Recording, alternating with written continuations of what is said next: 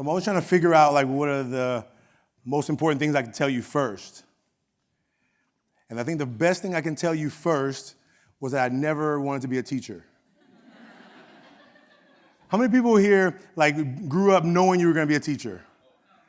You're awesome. You're awesome. Like teaching found me. It chased me, and I ran from it. You see, I grew up in Oakland, California. I was raised by a single mother, and most of my life we were on welfare. Like, that's only like 10 words.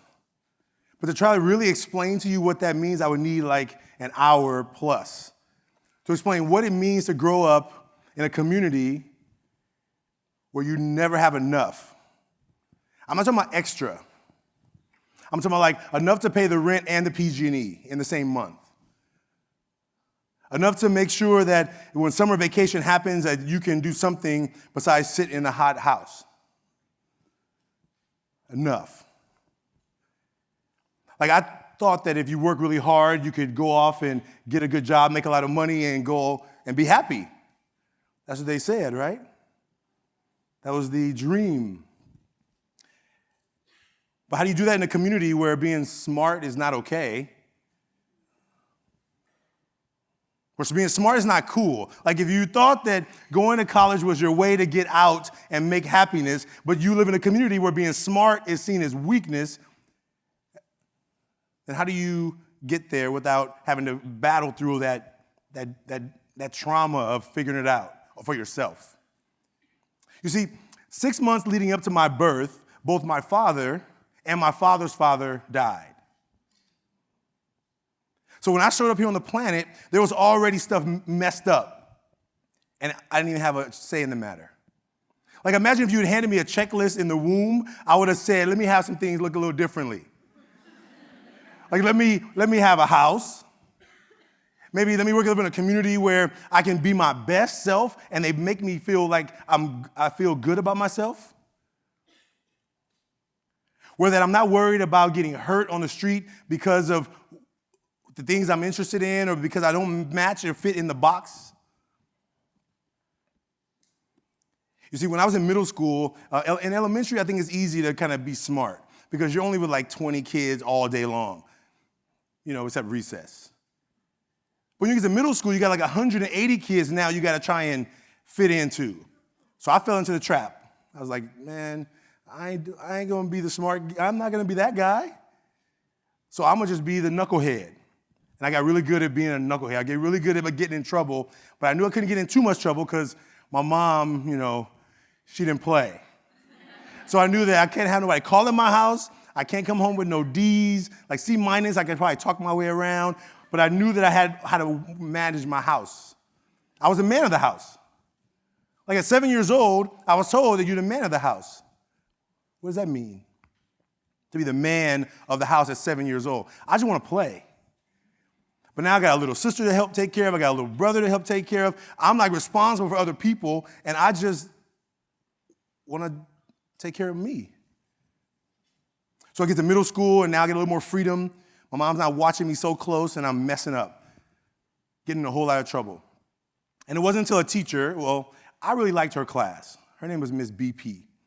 Now, Miss BP, I hated English, and she was an English teacher. So I don't know what she did to me that made me just really love her class. But every day I showed up, I was like, oh, man, Ms. BP, I'll do whatever you say. Now, one day in Ms. BP's class, somebody put a tack in my chair, right? I was like, I yelled, right? You would yell, right? Some of you, right? Some of you may yell. I would yell. I yelled. She's like, what's your problem? You're going to say you have detention after school? I'm like, it wasn't even my fault. So I knew I couldn't have her call in my house, so I had to show up. But I'm like, I'm not going to listen to her. I'm going to ignore her. So she starts talking to me, and she's talking to me, at me. I'm not listening. I'm looking at the corner. But I know when to say yes and no, and yes, I know, yes, no. But there is one sentence I heard, only one sentence I heard of her half-hour speech to me. She said, I know that you're sad that your father died. Like originally I was going to be defensive because I'm like, boys in Oakland don't be sad. What you talking about? I ain't sad. But I started hearing her then because she told me I was sad. I'm like, I'm not sad. She said, but life doesn't give us what we want. Life gives us what we get, and you have to make the most out of it. And I heard it, and it absolutely changed my life. Like the next day, like I remember a shift happening in my head, in my heart. Like I could do the work. There was never an issue with me in my classes about could I do the work. I didn't care. And I knew that most of my teachers didn't really care about me, so even more so how I'm going to be destructive in your classroom. If you care more about science than you do about me, I'm done with you. You care more about your 1912 or history of blah, blah, blah more than you do about the fact that people are dying in front of my house, I'm done with you. Now, math was easy for me, so I always did okay in math. It was like, whatever. Right? So when I got my act together, teachers were confused. They're like, what's wrong with you? Are you okay? Like you're paying attention, like you're showing up, like you're focused, like you're passing all these classes. I'm like, yeah, I'm fine. Because I was clear that I had a reason to live. Like I was clear that the excuse I was using by why I could be acting a fool, not having my father around, being angry about that, I gave it more power to push me forward. And so I'm telling you this right now because you all are working on building these projects to help student learning. And when I got my act together, never planned to be a teacher, I wasn't thinking about building culture for nobody else except for my own bank account. I was like, if I build culture, if I work hard enough, I'm going to be able to create my own culture. I can do whatever I want to do. But these are some things that you all are doing. And today in my talk, I'm hoping you're going to hear a narrative around a couple of topics: building culture and student voice and choice.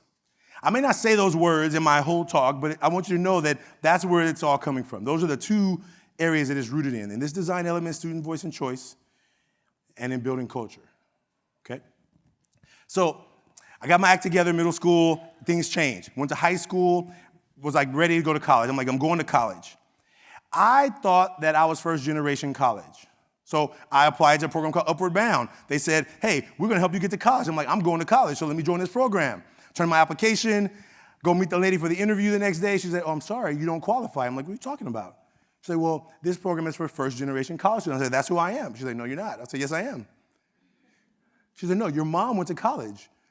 I'm like, what are you talking about? My mom didn't go to college, we poor. She's like, your mom's a teacher. She had to go to college. I'm like, you mean, wait a minute, let me make sure I understand this. You trying to tell me that my mother went to college and graduated, and yet we still trying to figure out, like imagine me, 16, 15 years old, thinking that my mom isn't going to go. We didn't talk about college in my house. We were just working hard, doing whatever. And I went home that day upset with her. Like, why would you choose a profession where you can barely let us live and you went to college? I thought college was to bring happiness. I don't see a lot of happiness happening here. And that's when I knew clearly I would never be a teacher. I was like, okay, I know that that's one profession that will never, ever land on my lap. So I'm on my way to college. I'm going to go in engineering, civil engineering, graduate in engineering, making money. Poor boy from Oakland, now an engineer, making money. I should be happy. Now I was investing in happiness on the weekend sometimes, like going here and going to Vegas and every bachelor party I went to, like everything I could possibly buy, I was doing that. I could pay the rent and the PG&E same month. That was a big deal. But I wasn't happy. How is that possible? That you work so hard for the thing you say you want, and then all of a sudden you're not getting what you thought you were going to get. And so teaching began to call me. And I'll tell you the story another time about how it called me, but it was a student named Lucas who couldn't multiply polynomials. I was tutoring at this little learning center. He couldn't multiply polynomials. I love polynomials. I showed him a shortcut. This light came on his face. I was like, oh no, we don't want to see that light. like that light is bad. Because that light says that you really liked what just happened, and that means that's teaching, and I'm out. So I went to the front desk. I'll tell you how it happened. I went to the front desk, and that lady who hired me, I said, hey, check this out. I'm not gonna be working here too many more times. You know what I'm saying? Once this SAT season is over, I'm out. She was like, why? I said, I can't talk about it, I gotta go. Because I felt something that I had never felt before. I felt a call on my being. Have you ever felt like you were supposed to be doing something, you weren't doing it, but when it started calling you, you couldn't ignore it? You couldn't turn the noise off? That's how it happened for me. And so even though I ran from it, changed jobs, made more money, it made the call worse. So I found myself in a credential program, Mills College, Oakland, master's in education. And that first year teaching, I came to teaching because it was calling me, and now I'm failing. Like I got these boys in my classroom who are absolutely failing my class. Like smart, like I see smartness in them. I could tell that they were intelligent, they could do the work, they weren't doing it. But you know what I saw? I saw my middle school self. But I didn't know how, I couldn't tell them, hey, smart is cool, you can be smart here, because I knew. I knew what the community said about what smart was. Smart was a lot of negativity, unfortunately. And so when the Ever Forward Club first started in 2004, I invited some young men to lunch. I said, look, I'll buy you lunch once a week. Exchange for lunch, you teach me how to be a better teacher. Like, help me figure out what I'm doing wrong, because I'll fix it. Like, if I can change it, I'll change it. And do you know that the message they gave me after they got all the silly stuff out of their system, like no homework, movies all the time, like you should just like let us stay home and give us credit, like whatever, after they got all that out of their system, they were clear that it's not cool to be smart at this school. I'm not walking around with no heavy backpack. I'm not gonna be no nerd, no geek, no teacher's pet. Everything about smart to them was negative. And so my job was to help them figure a way around the system. And that's how the Ever Forward Club started. And so 2004, we started this program. I didn't know what I'm doing. I'm not trying to start a nonprofit. I already went to teaching. Like, how would I start a nonprofit? Like, I was already in a nonprofit situation as it was. Like, why would I do that to myself even more, right? So I'm just trying to help these kids pass. Like, I'm like, look, I accepted I'm gonna be broke, but I'm not gonna be broke and a failure. So we're gonna figure this teaching thing out one way or the other. And that's how the Ever Forward Club started. It was a need that I was trying to fulfill. Listening to their voice, figuring out what can I do to help make something that they could attach to, connect to. And so we had a pivot, we had a shift in 2010. We moved to a new school, the program. I went to the Fulbright, came back, went to a school district in Marin, came back to Oakland, and we started a program at a school called Arise High School. And so I want you to be able to hear from a student who came the first time he'd ever heard of Ever Forward, and to see what Ever Forward was like to him. Because like from the student voice, it says something very different than what it hears from my voice. And so I'm gonna introduce you to Vincent Flores, and he's gonna come up. Vincent, come on. And he's gonna tell you about his experience.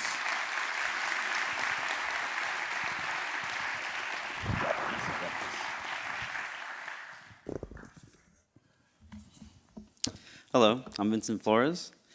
I'm from Oakland, California, and I am an Ever Forward Club alumni. When I first met Ashanti was when I was told there was an after-school program that was actually mandatory at my school. I decided to go check it out since obviously I had no choice.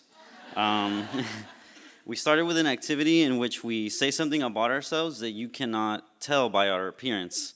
I wasn't really open to the idea when I first started. I wasn't able to participate because I didn't trust the people in my circle. I didn't feel like I was able to open up as well because I was not emotionally intelligent. Growing up with my grandfather, opening up was very hard to do because at a young age, I was taught that masculinity was based on strength, pride, and the lack of emotion. I was very reluctant, and within the following months of attending weekly, I stopped participating and I ultimately left. I was in a place filled with depression, low self-esteem, and no self-worth. And slowly I watched as my friends grew bonds that were still in the group and were genuinely happy. This drove me back to the EFC, and I did not look back since. Because of Ashanti and his grand work with the EFC, I learned many things about school, life, relationships, and I learned that it's okay to show other emotions rather than just anger. I learned how to empathize with my fellow humans. And ultimately, I learned that I am not a number and that my life matters. Thank you.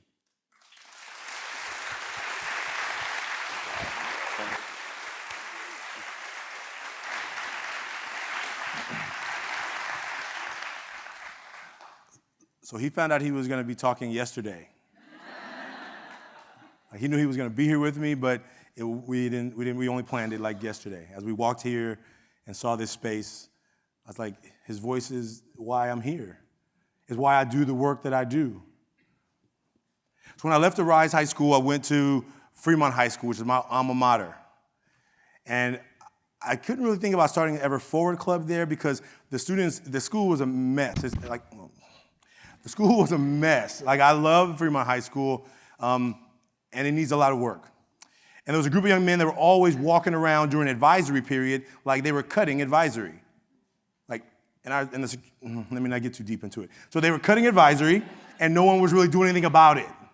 Now, I was like the dean that year, and I'm like, what are y'all doing walking around the halls? It's advisory. They're like, well, I got kicked out, blah, blah, blah. I'm like, how do you get kicked out of advisory? Maybe your advisory looks different. Like, advisory? The place where you just get advice? Where somebody's supporting you to do better, you get kicked out? Like, how does that work?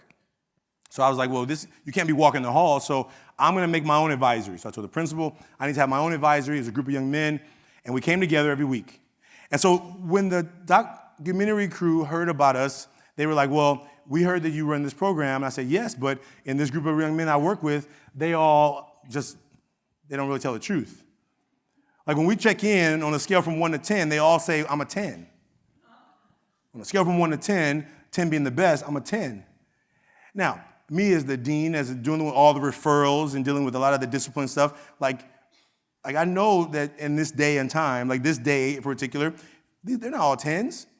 Like, one is dealing with this, another one's dealing with this. One of them got 4 referrals in the one day. But my job is a whole space. My job is not to be like, no, you're not a 10. My job is to be like, okay. But I was like, well, if you're going to come do some filming, I'm not about to have me watching these kids lie.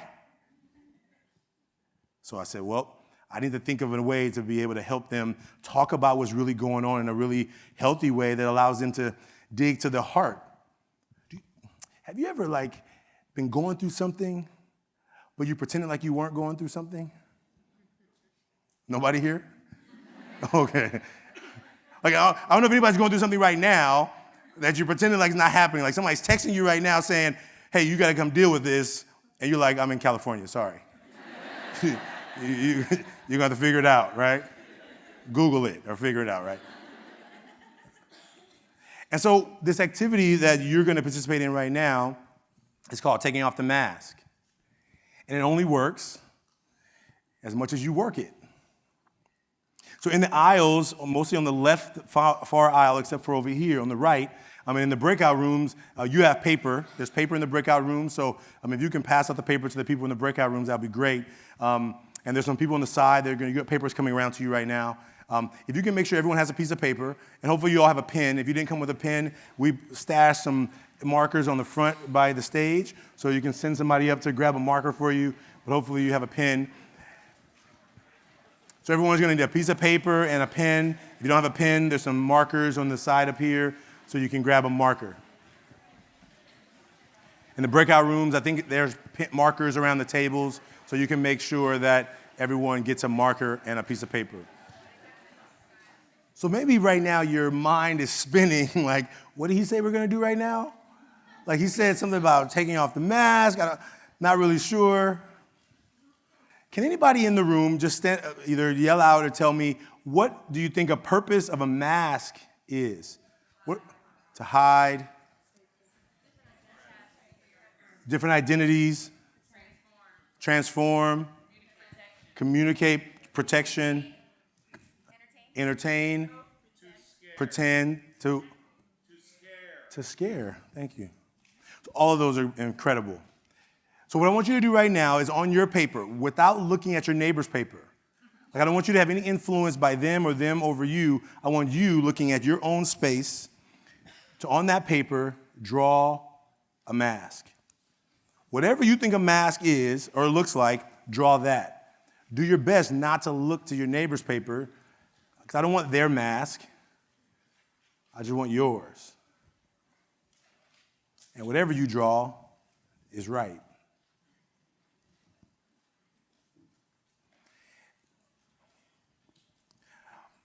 And also, this is not really, you're not going to have a lot of time to draw this mask. So I know some artists in the room are going to be really upset with me right now, because I'm going to have to push you to make a prototype of a mask. And so when you have the mask, you can turn the paper over just to hold the paper to yourself. And I'm going to give about 10 more seconds, and then we're going to move on. So what I want you to think about as you're drawing this mask is a representation of you. Like, it came, now I'm not saying it looks like you. I'm saying it's a representation of you. It came from your mind to your hand to your pen to your paper, and you drew it. Like, you see? Gets a representation? Right? And so on the front of the mask, what I want you to do is I want you to write 3 words or phrases that represent what are the things that you let the world see about you. Like when you leave your house, not necessarily what your family knows, because they know probably a lot more deeper things, but the world, when you leave out of the house to go to work, to play, to whatever you do outside of the world, what are 3 things that you let the world see about you? 3 characteristics that you let the world see about you. Like they see that in you. Or you hope that they see in you, that you're trying to make sure they see in you. 3 words or phrases on the front of the mask. Anywhere on the front is fine. And then once you finish that, turn the paper over. 3 words or phrases. And I want you to do your best not to overthink it. Now, the front of the mask are the 3 things that you let the world see. Now, what do you imagine I'm going to ask you to write on the back? I heard somebody say, Oh, man. What did it say? What are some of the things you don't let people see? Now, it may not be that you hide them. You may hide them. But it may just be things you just don't talk about. Maybe just 3 characteristics or phrases that represent what are the things you just kind of leave unsaid. 3 characteristics, 3 phrases about what are the things that you just normally don't let people see, talk about.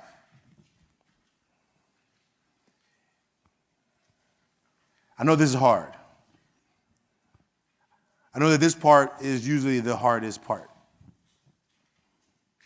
And so I would ask you just to do whatever you can possibly do. If you only come up with 1, then you only have 1. But do your best that you're willing to do right now. Now, once you finish those 3 words on the back, or if you only came up with 2, the 2, or the 1, or whatever, I want you to ball the paper up. And this is where it gets a little bit more complicated, and it's probably something you haven't seen before. I need you actually to stand up. Oh, yeah, it's about to happen. Ma'am, can you raise your hand for me? Yeah. 1, 2, 3, 4, 5, 6. Yep. And the lady behind you, raise your hand for me.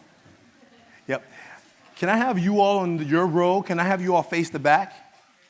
Oh, the whole row right there, face the back. And everybody in the front, that's in front of those rows facing the back, please face the back. I want you all to face like that way. Face that corner back there. It's that corner back there. You all on the side, just face the middle right where you are. You're in this corner. You're going to face that corner back there. You all in the back, you're doing great. Just stay there right for a second.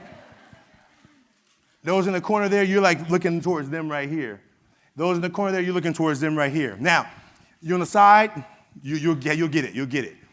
Okay, just get ready. I want you to close your eyes for a second.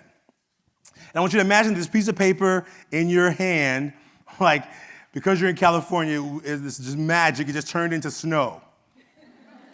Like, it's a snowball in your hand. You have a snowball in your hand. And what I need you to do is, except for the people who are facing each other, don't hit them. That's too close.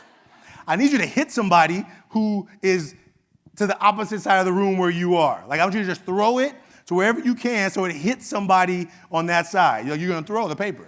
If you don't like fun, please just toss it. And then cover your face because I don't want you to get hit. Now, you're going to close your eyes while you throw it because I don't want you aiming at anybody. Some of you got somebody in the back you're already aiming at, but you're not going to aim because you're going to close your eyes. Okay? So we're going to count them down. We're going to count them down. Close your eyes, and I'm going to count down from 3, 2, 1, and then, wait, no. I'm going to tell you what I'm going to do, and then I'm going to do it. I'm going to count down 3, 2, 1, and then I'm going to say, snow throw. And then you're going to throw the snow. Got it? Here we go. I'm ready. This is going to be incredible. You have no idea. 3. Oh, good. Oh, look at prepping. Look at him. Okay. 2, 1. Snow throw. Oh, my gosh. Now, here's the hard part. You got to collect one. So everybody needs to pick up one. I know they're going to make it back to you. Don't worry. If you got extras, let's get the extras out to the aisles. That is incredible. This is where it gets tricky. They're gonna make it to you. So everyone needs one. So if you found extras, throw them to the aisle. Just throw them to the aisle. Extras, just throw them to the aisle. If you got extras, you can throw them to the side over there. We need extras on the side over there. Here's what I need you to do. Some of you are already ambitious students. You already opened them, but I didn't want you to open them yet. But it's okay. No, don't close them. It's okay. I know. I'm trying to, have you had that moment where you're trying to, I didn't prepare for that part, so I didn't tell you that instruction early. I should have thought of it. I didn't think of it. So I want to make sure we got a few more people. Anybody extras? Okay, one more extra. Beautiful. I think we're almost there. Here's what I want you to do. The paper that you have, there's an extra one here. I want you to know that is the gift. Like, it's a gift. Like, if it's blank, it's still part of the gift. Because someone in this room at least decided to ball the paper up and throw it. Right? Like, do we give our students opportunities just the fact that they showed up being okay sometimes? Sometimes I don't feel like talking, participating, telling you something about me, answering a question at the board. Maybe I'm not in the mood. Maybe I just showed up today to hope that I can make it another day. Sometimes showing up just hopefully has to be enough.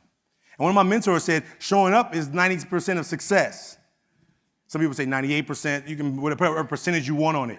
It's a high percentage. If you don't show up, it's hard to win, right? And so whatever you have in that paper, I want you to know that it's exactly what it's supposed to be. The paper is the gift. The ball of paper that someone at least participated is all that it needs to be. And if there's anything inside, it's enough. It's extra. It's an extra. And so I want you to do real quickly, because we're running out of time, is I need you to treat it like a gift and not be in a hurry to get inside, because what's inside isn't really, it's extra. Just be thankful that people who came up here today to participate in something that some guy said, do this thing. And why am I doing this in a keynote talk? Why are you making me ball up papers and throw stuff? Adults don't throw things. It's fun. It's fun. You should try it sometime. I want you to open the paper. And I want you to, without talking to anybody next to you, I want you to read to yourself. And if you don't have one, you can share with the person next to you. So if you all can just share with the people next to you, yep. Read the front and read the back. Now, because we're going to short on time, I'm going to only have I need 5 volunteers for the first part, and then I need another 5 volunteers. So can somebody volunteer to read one of the words on the front of their paper? Yes, I have a volunteer here. 1, 2, 3, 4, 5. Will you just read out? You can stand or read out loud, or however it makes it easier for you. Open-minded. Open-minded. In control. Thank you. In control. Friendly. Sorry. Friendly. Friendly. Insecure. Is that front? Yes. On the front, insecure. Hardworking. Hardworking. The front, right? The things that we show the world gladly. And maybe you have similar things on the paper you're reading of what people show the world. And maybe you recognize some of those things. But now I need you to turn the paper over.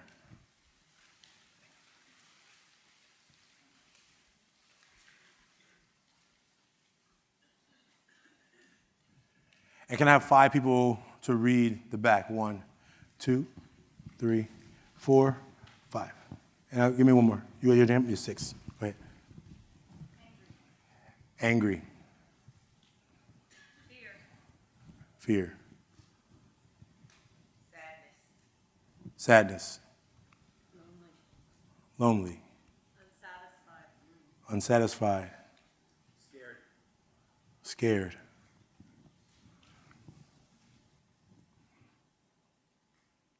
You see, if every day we get up and we have to show the world the stuff on the outside so that we can just get through the day, check all your personal stuff at the car, go into the classroom, be the teacher, pretend nothing else is going on in life, get back to the car, pick up the problems and take them back home, or however you process those things.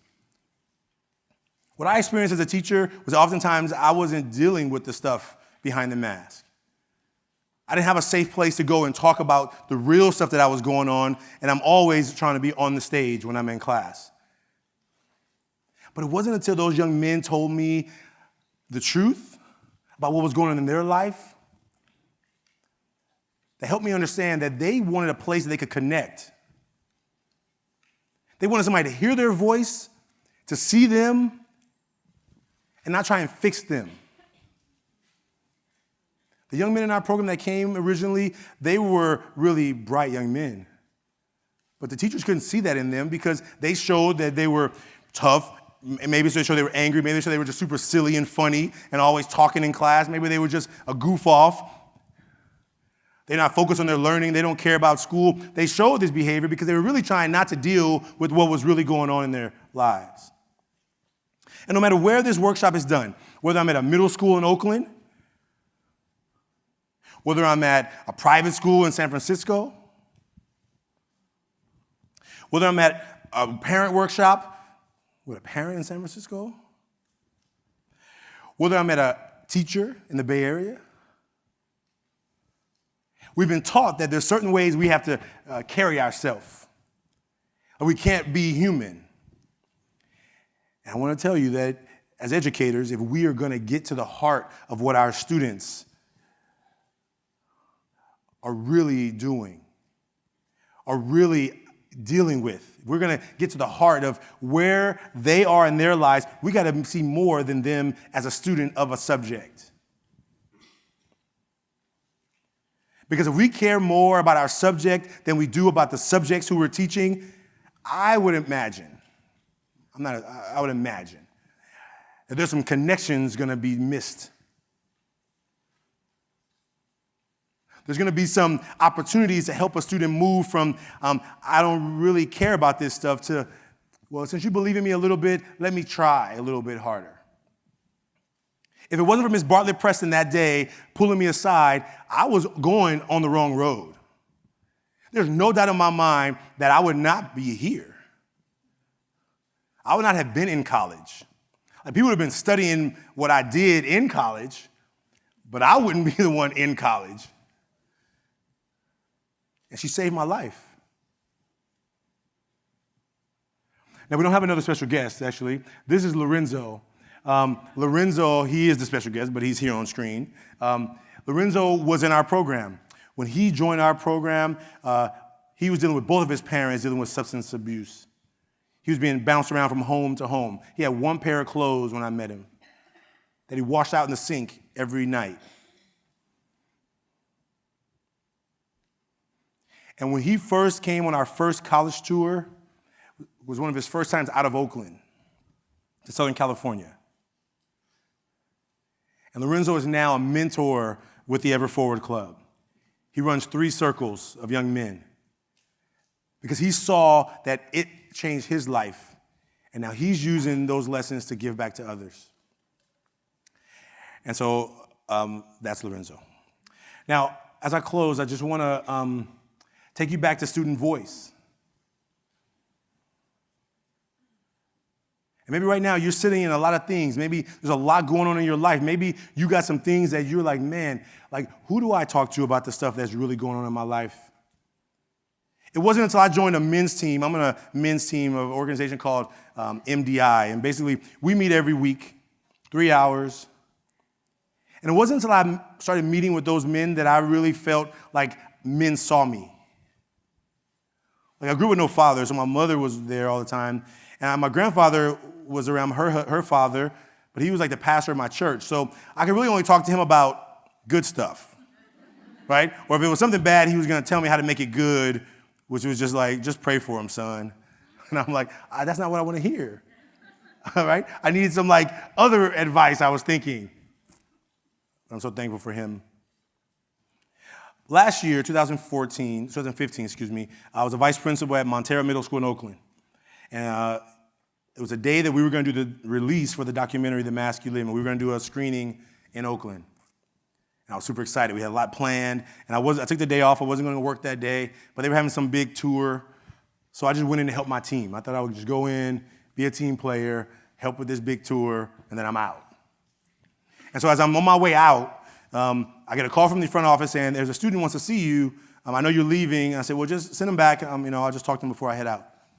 So he comes in the office and he hands me a piece of paper. And he said, well, I see you're packing. I'll go back to class. I said, well, let me read it. I don't get letters to me too often. So I opened the letter, and this is the letter.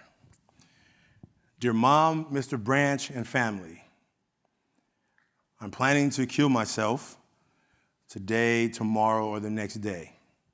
I've been studying what I'm going to do to commit suicide. And then he goes on to say, I found a way that I could do it without feeling any pain. And the reason I'm going to do this is because it feels like I don't fit in this world. Like, I don't know where you come from in your life. I don't know, like, what you're going through right now. But this young man at 11 years old had already decided that he had enough. He said, you know what? I'm done. I'm done. And maybe he should get kicked out of class. Maybe he was doing all kind of behaviors because he wanted somebody to see him and he wasn't feeling seen.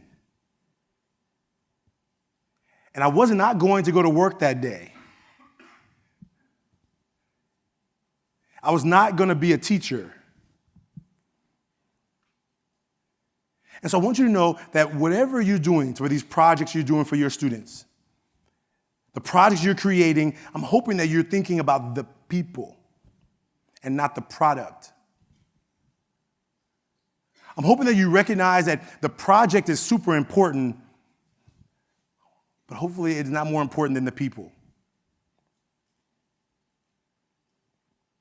Now, this young man, he went away for a little while, and he came back to school. And at the end of the year, I was able to see him. I saw him a few times throughout the year. And there's a letter I got the last day of school, 2 days before the last day of school. It says, thank you letter to Mr. Branch. He's 11, so you see the letter, right? Yeah. Dear Mr. Branch, I want to thank you for being there for me. If it wasn't for you, I probably wouldn't be here right now. I hope to see you next year because I'm going to need somebody to share my feelings with or how I'm feeling. And you is one of those people I can talk to. And I want to thank that for you.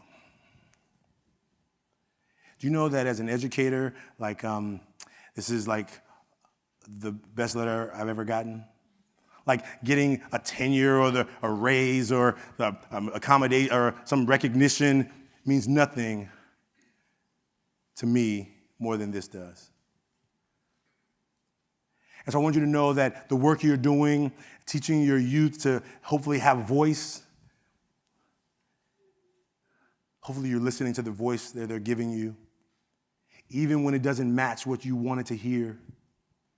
Even when your students don't present like the students who presented yesterday, even when their projects don't look as good or not as polished, even when they just gave their absolute best, you are okay with seeing them. And as educators, I thank that for you. So you can stay in touch with us if you want. We'll talk soon. Thank you for the work you're doing for our youth. You matter. Your work matters. and have a great week. Thank you.